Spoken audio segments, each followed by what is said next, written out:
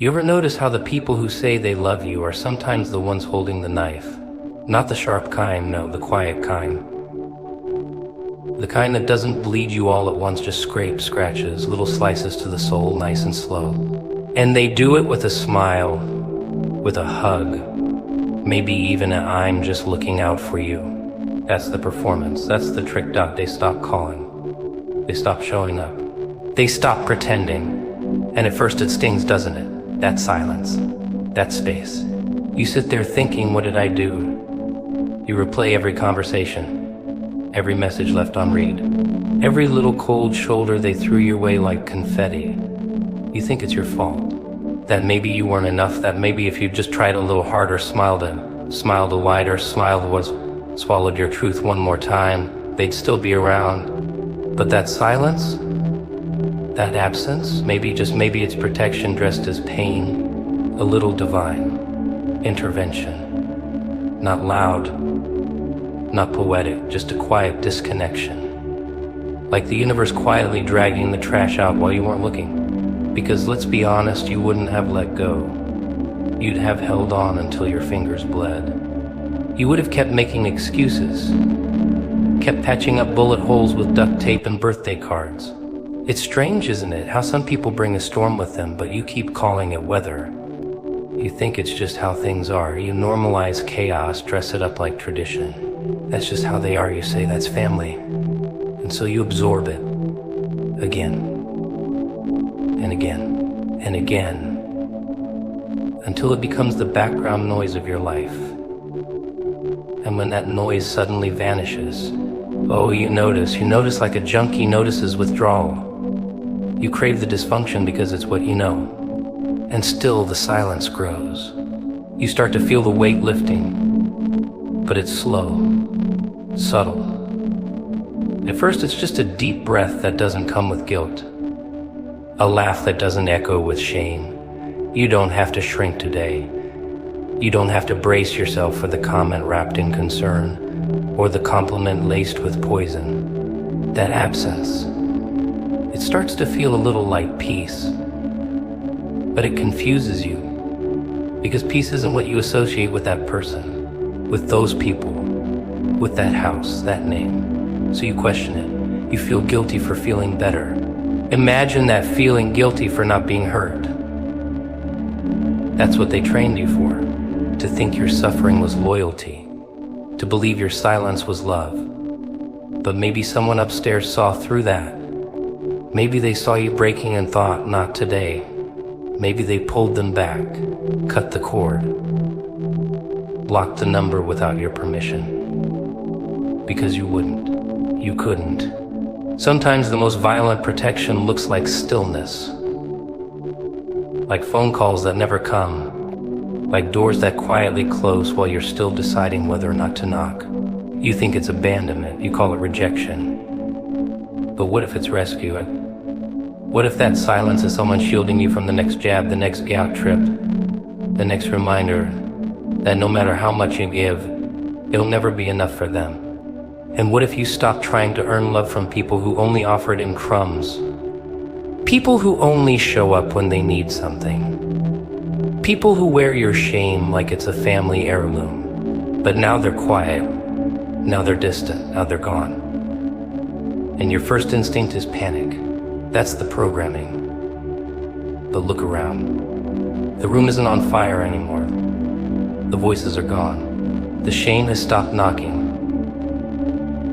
And deep down under all that conditioning, something begins to breathe. Something starts to recognize the silence for what it really is, a chance. Because not all losses are tragedies, some are surgeries. Necessary, precise. Mercy wearing the mask of heartbreak. And the ones who left. Maybe they were never meant to stay in the first place. Maybe they were chapters in a book that's already moved on to the next page. And maybe the author knew you'd never stop rereading them unless someone else turned the page for you. Quietly, without fanfare, without warning. You might miss the noise, you might miss the mess. Because it was familiar, but familiar isn't always good. And the truth is, sometimes love means stepping away. Sometimes love doesn't knock, doesn't call, doesn't come back. Because it's not love anymore. It's obligation. It's control. It's chains that smile while they tighten. But silence doesn't lie. Silence reveals. And sometimes it protects. You grow up thinking loyalty is noble, that it's this golden thread holding everything together: family, love, respect. They teach you early, don't they? Stand by your blood. Family first. Doesn't matter how it feels, doesn't matter how deep it cuts, you stay. You swallow the comments, the comparisons, the cold shoulders at dinner tables. Because that's what good sons do. Good daughters. Good whatever. You sit there and take it, wearing a smile so tight it might crack your teeth. But here's the dirty little secret no one tells you: loyalty without boundaries is just self-destruction in a pretty frame. It's setting yourself on fire to keep people warm who never even felt the chill. And you think that's love. You convince yourself it's devotion. But what it really is conditioning. Obedience dressed up in guilt. Generational chains disguised as tradition. And you keep going back for more like a moth to a flame, wondering why you always end up burned. There's a moment, though small, quiet, where something inside you starts to itch. It's not loud, not a scream, more like a whisper in the pit of your stomach. It asks, why do I feel worse around the people who are supposed to love me most? But then the programming kicks in. Don't question them. Don't be ungrateful. They raised you. They fed you. They're family. So you nod. You fake laugh. You shrink a little more. You let the poison drip down your spine because calling it out would make you the problem. And that's the game, isn't it? That's the setup. They keep you small so they can stay comfortable. You try to rise and suddenly you're too much. You try to speak and now you're disrespectful.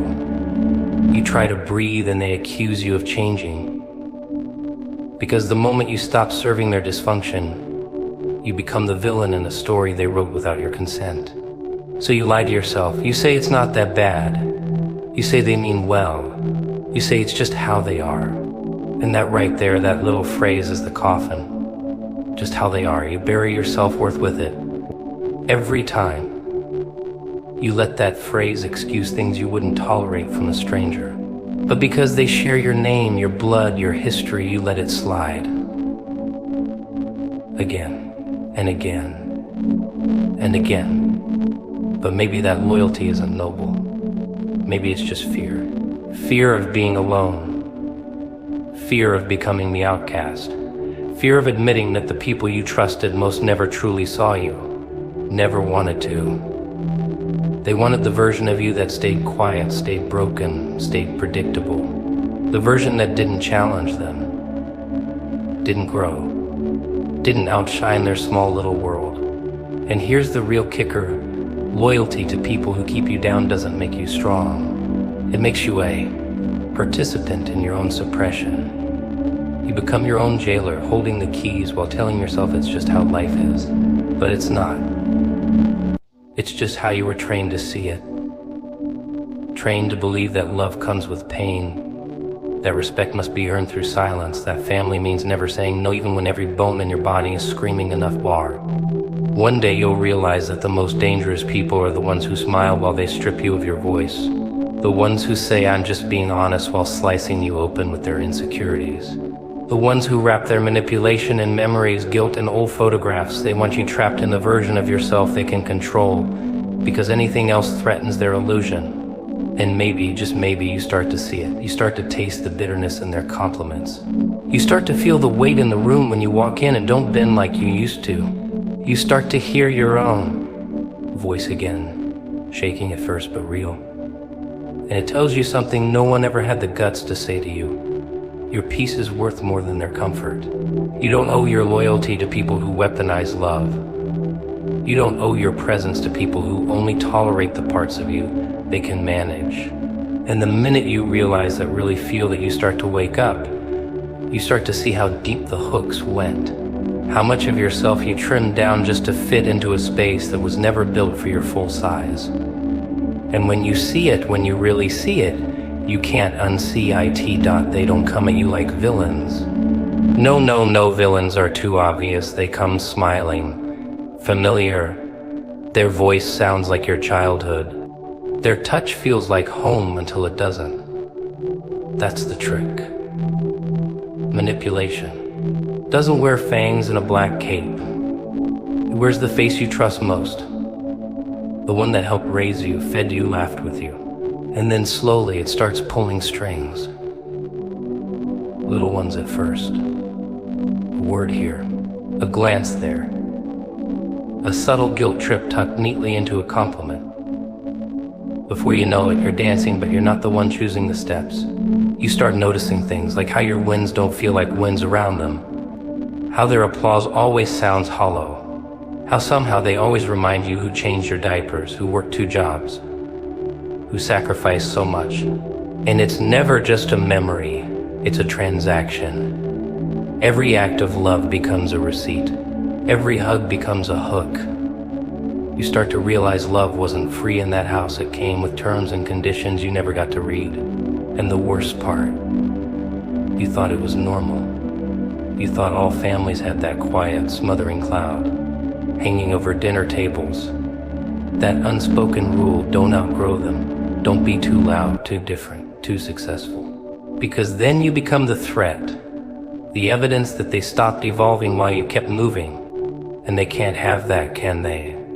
So they pull you back, with shame, with silence, with those lovely little phrases like, don't forget where you came from, or you've changed, as if growth is betrayal. It's funny how the same people who say they're proud of you are the ones who quietly sabotage you. How they smile when you fall, even if they pretend they're hurting too. How their advice always points you away from risk, from freedom, from anything that might make you shine brighter than them. They keep you small with concern, drown you in affection when you're obedient, and freeze you out when you deviate. They punish without raising a hand. They control without raising a voice. And you make excuses for it. You say that's just how they are. You say they mean well. You say they love me. And maybe they do, in their own twisted, fearful way.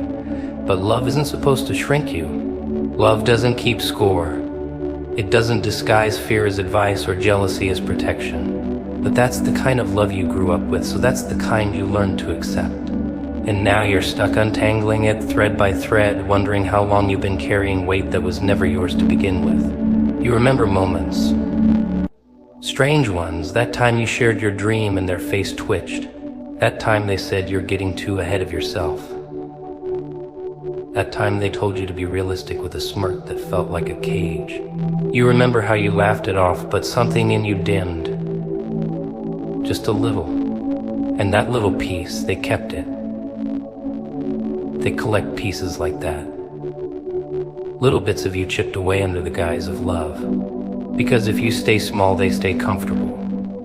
If you don't rise, they don't have to look at their own reflection. They don't have to wonder why they never chased their dreams. Why they settled, why they stopped trying. You shining too brightly becomes a spotlight on their regrets. And people like that don't want healing, they want silence. They want things just the way they've always been. Predictable, controlled, safe.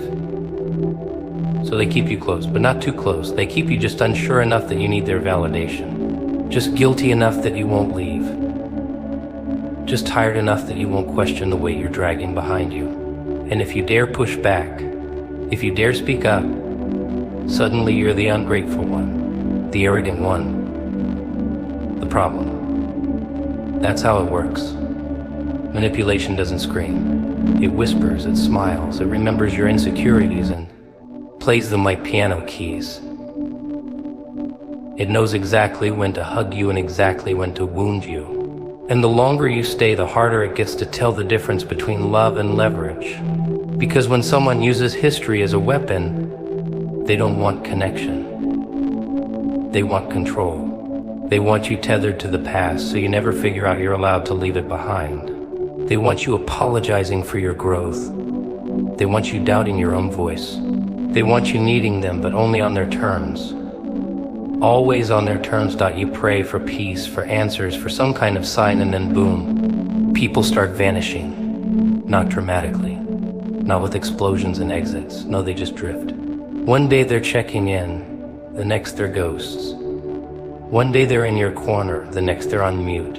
You think it's strange. You think it's your fault. You start analyzing texts like crime scenes. Did I say too much? Did I not say enough? You assume. Silence means punishment, rejection. That somehow you broke the rules. But what if you didn't break anything? What if someone higher up just decided to start the cleanup for you? Quietly. Strategically. Like chess pieces being moved while you sleep. What if the silence you're drowning in is actually the answer to your prayer, but you were too busy expecting thunder to hear it? Because people don't always leave when you're doing something wrong. Sometimes they leave because you're finally doing something right. Sometimes they leave because the grip they had on you is slipping. You're not as easily manipulated, not as eager to explain yourself. You stopped apologizing for taking up space. You stopped asking for permission to grow. And that makes the ones who fed up your uncertainty feel powerless. Funny, isn't it? You used to chase those people. You used to break yourself into neat little pieces just to fit into their world. You dimmed your joy, edited your truth, swallowed your voice just to be accepted. And now that you're showing up as your whole self, they disappear. They evaporate. They call you different, distant, too much. But maybe you were always too much for people who only knew how to love you broken. So they fade, and it hurts. Sure, because you still remember the good times, you remember the laughs, the secrets, the moments where it all felt real. And maybe it was real for who you were then, but who you are now. They don't know this version. They don't know the you that finally sets boundaries, the you that says no without guilt, the you that's not so easy to control. And that scares them, because their role in your life depended on you staying small. And sometimes the people you thought would clap the loudest are the first to get uncomfortable when you start to shine. They tell you you're changing like it's an insult, like growth is betrayal. They say you're forgetting who you are when what they really mean is, you're no longer who I need you to be to make myself feel better. So you sit in the silence, and it feels like punishment. But maybe it's protection. Maybe it's that higher force, that unseen hand moving people out of your orbit before they can sabotage the next chapter. Because the truth is, some people aren't meant to go where you're going. They were part of the lesson, not the destination. They were the friction, not the future. And it doesn't come with closure. It doesn't come with big speeches or proper goodbyes. It comes with space, with distance, with unanswered messages and suddenly cold eyes. You'll want to fix it. Reach out. Explain yourself. But maybe you're not meant to. Maybe silence is the safest answer. Maybe it's the cleanest cut. Because you spent too much time trying to heal while dragging dead weight. Too much time confusing loyalty with self-sacrifice. And here's the twist, you don't owe anyone an explanation for your healing. You don't need to defend your growth to people who goes back. You don't need to go back just to prove you can still fit in a space that never truly saw you. You don't have to shrink just to keep others comfortable. That's not strength. That's surrender. So when people go quiet, when they slip out without warning, maybe thank the silence. Maybe nod at the disappearance. Because some exits are divine. Some losses are the answer. Some disappearances are heaven's way of saying, you didn't see what they were doing to you, but I did. And instead of sending lightning or fire, maybe God just took them off your pathway, or you were too focused on surviving to see the trap ahead. You sit in the same room, breathe the same air, share the same last name, and yet you feel like a stranger in your own bloodline. That's the funny part, isn't it? The people who are supposed to know you best sometimes see you the least. Not because you've hidden yourself, oh no, you tried so hard to be understood, to be accepted. But there's a rule in certain families no one says out loud. Don't be more than we were. Don't rise too far, don't dream too loudly, don't become something that makes us feel small in comparison. They smile when you're struggling, they glow when you're asking for help.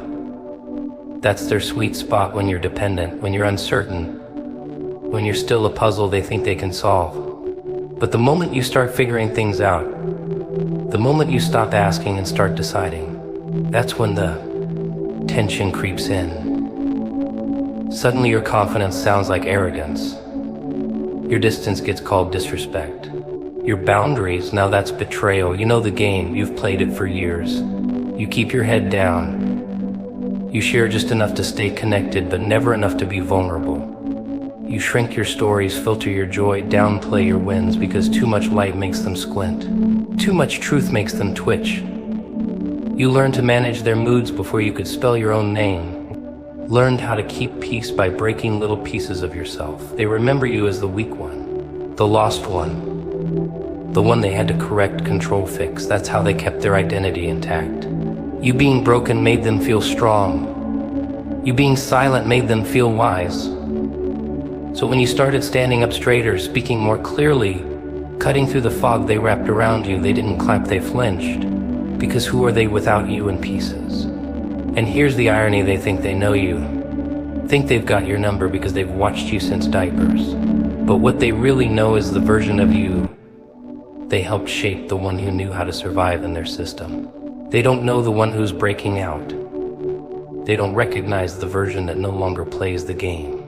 And instead of getting curious, instead of celebrating your evolution, they retreat. They judge.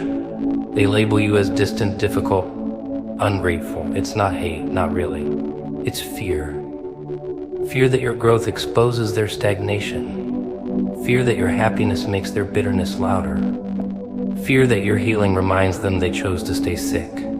So they poke, they prod. They try to pull you back with guilt and emotional IOUs. They want you to forget how far you've come and remember only who you used to be, because that version was easier to go. They'll use everything, memories, favors, sacrifices, as leverage, because to them connection isn't about love, it's about control. If you stop needing them, they don't know where they stand. If you stop playing small, they have to confront their own reflection, and most people can't stomach that kind of stone. So what do? They laugh when you talk about your goals. They downplay your plans. They remind you of your past mistakes, like they've got a scrapbook of every wrong turn you ever took. Not because they're evil, but because they're invested in the old version of you. The broken version, the one that made them feel whole. But you see it now that every time they call you dramatic, you were just expressing a boundary. Every time they said you were selfish, you were simply choosing yourself. Every time they claimed you were lost, you were actually finding a road they refused to walk. And that realization, that's freedom wrapped in pain. You start moving differently. You share less, you smile more but speak less. You show up but only when it feels right. You stop seeking validation from people who can't see past their own blindfolds. And they don't like it. Oh, they don't like it one bit. Because the moment you stop shrinking for their comfort, they feel the cold wind of truth blow through their carefully built illusions. And yet, despite all that noise, you don't go back. You don't unlearn what you've learned. Because once you taste peace, the kind that doesn't require performance, you can't fake your way through chaos anymore. Once you see the pattern, you can't pretend it's just coincidence. Once you realize that some of the loudest voices in your life were actually distractions dressed as tradition, the spell breaks, and what's left is you.